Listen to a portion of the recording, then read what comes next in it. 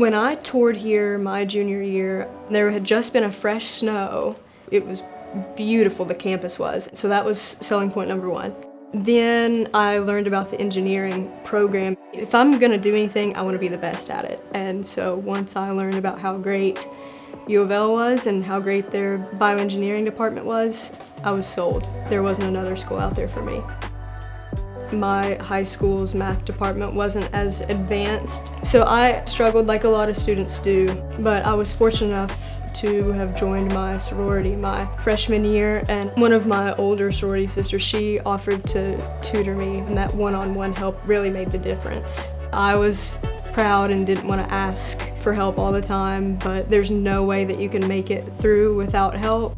My end goal is I want to go to medical school and be a physician. I come from a rural county in southeastern Kentucky. We don't have the level 1 trauma centers like they do in bigger cities like Louisville. There's a significant disparity, and I want to be able to provide that to a group of people that don't have that now.